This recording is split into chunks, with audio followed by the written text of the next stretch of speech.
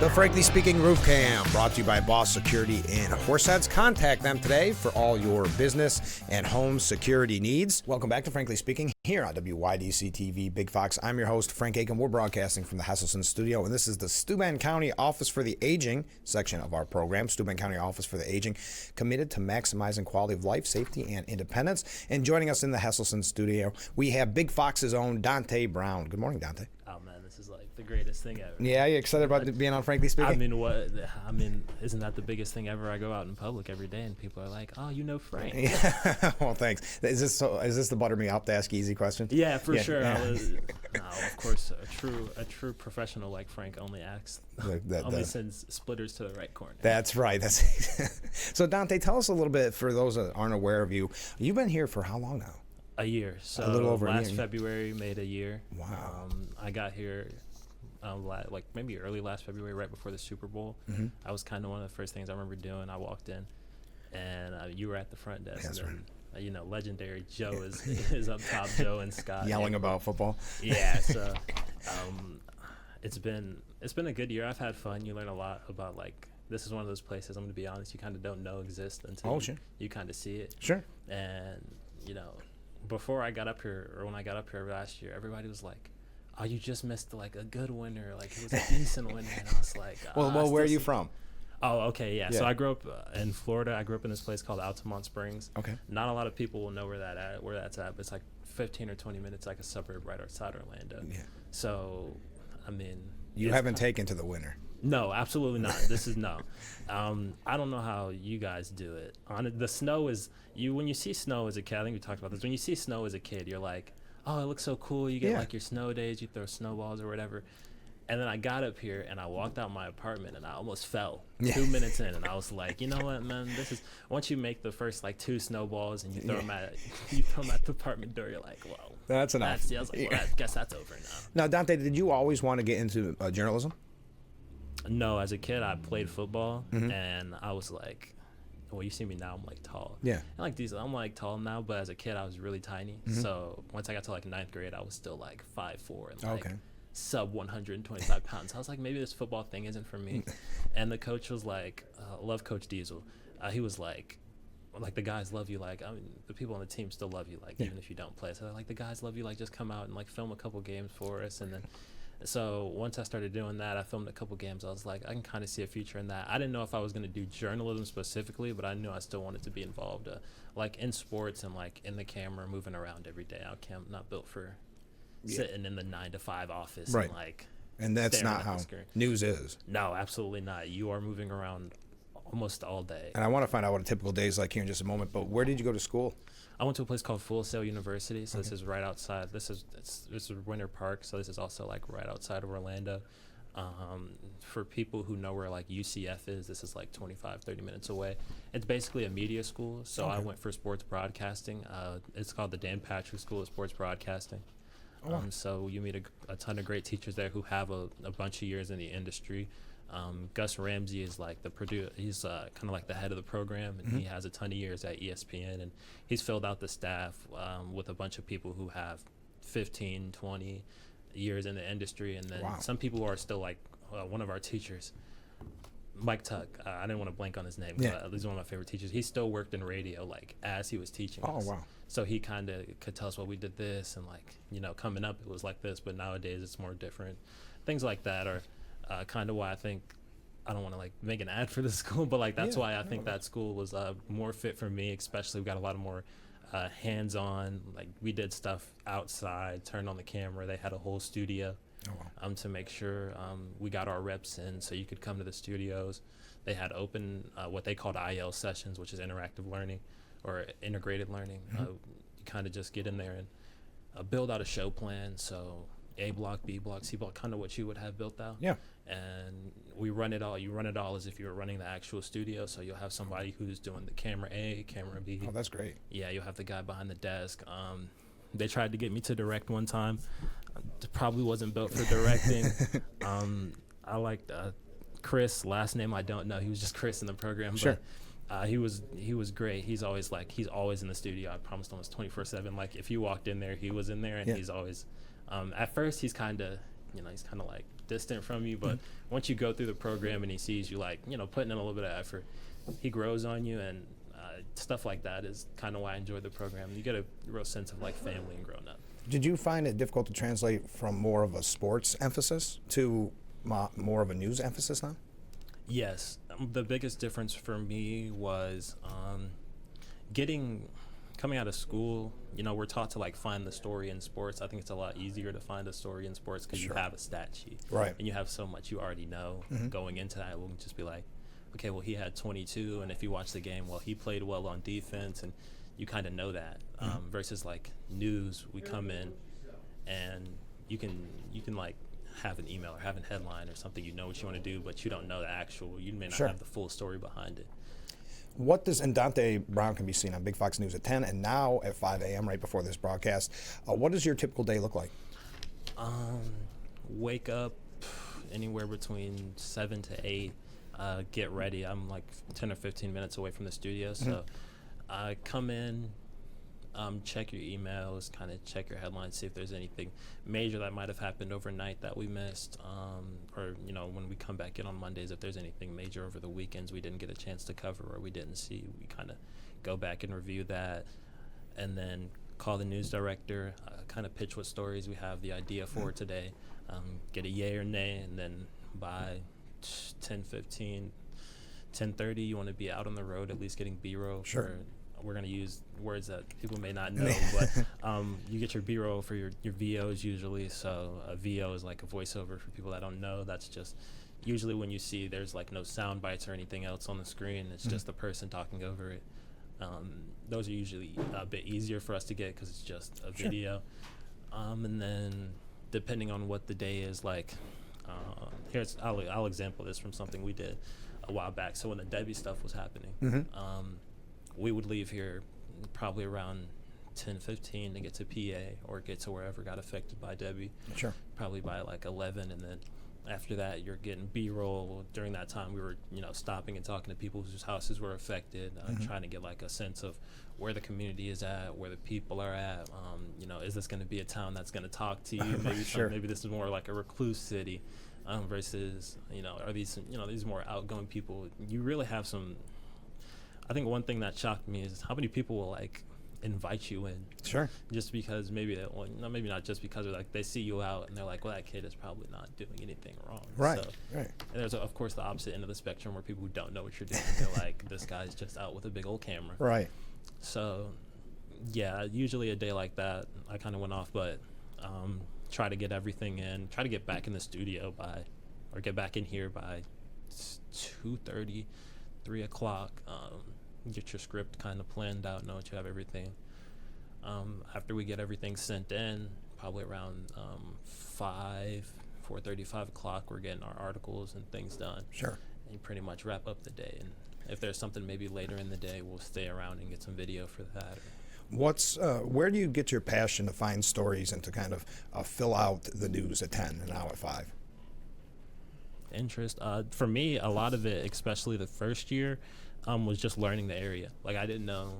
You don't know what you don't know, right? So like I hadn't been to Horseheads, I hadn't been to Elmira. I knew very little about Corning. And I stay in Painted Post, so just exploring, getting a bigger, in like a video game sense, how when the map is kind of darked out, you kind of learn new spots. So that's a good way of putting it. The first year that was like, oh man, well, I'm just seeing new stuff, learning new things, and then kind of towards the second year, it's been able to see growth, like rechecking what I did, working, making sure like the stuff is coming out a little bit better than it did. You can compare some stuff, like there's events that happened last year that come around again this year. You can kind of compare what you did and always improve yourself. Just making sure you're trying to take that next step. So I think my biggest passion for it now is just knowing, like learning about the area. There's a lot of good stories to tell, and then the community is big. Like this is a very.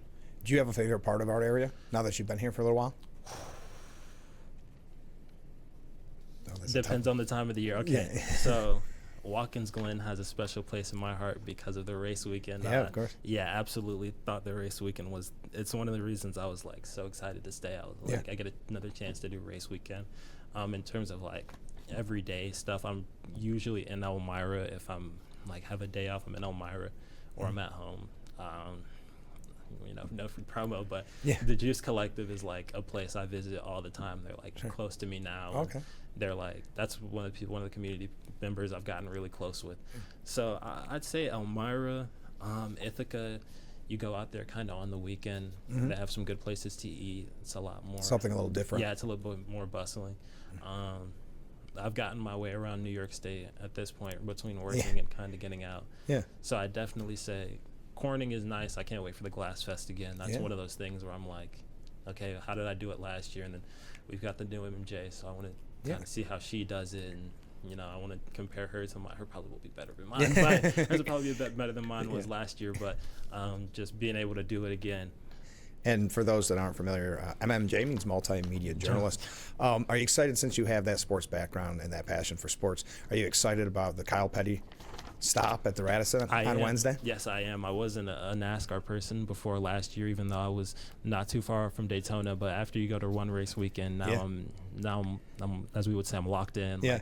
Like, I'm tapped into what's going on. So when she mentioned he was coming by, I did a little bit of research on who he is. He's an interesting guy. And I mean, it's that's a great cause. Yeah, I mean, it's a good cause. And I mean, who doesn't want to see a motorcycle come through town? I mean, yeah, it's gonna be wild. So when you look back at your little over a year, do you have a favorite story?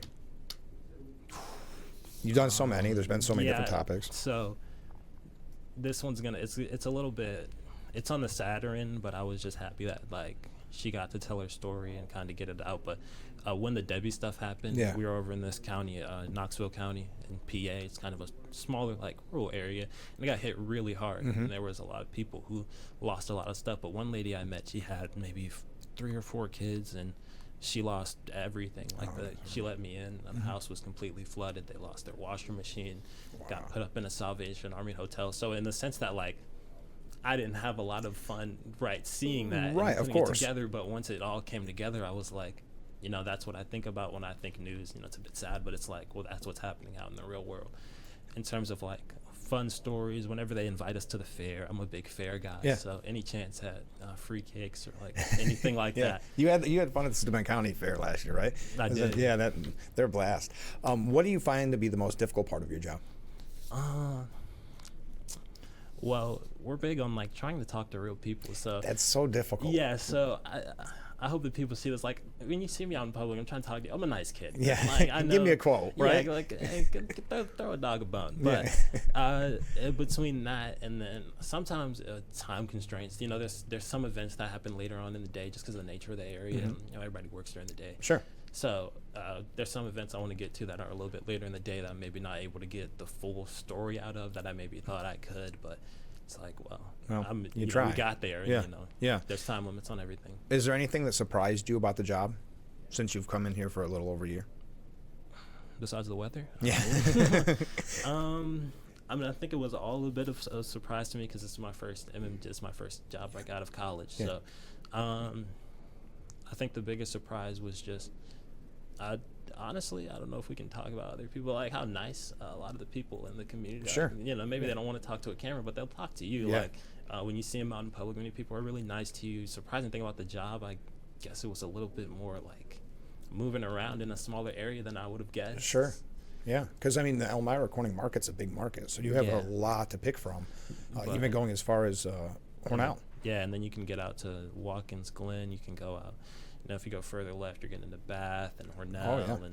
So getting those further out stories are really fun. I forgot what I was going to. No, that's all right. That was a great answer. All right, we'll wrap up on this. Donte Brown's been our guest. Big Fox News at 10, and now at 5 a.m. right before this broadcast. Where do you see yourself in 10 years? 10 is a lot. Yeah.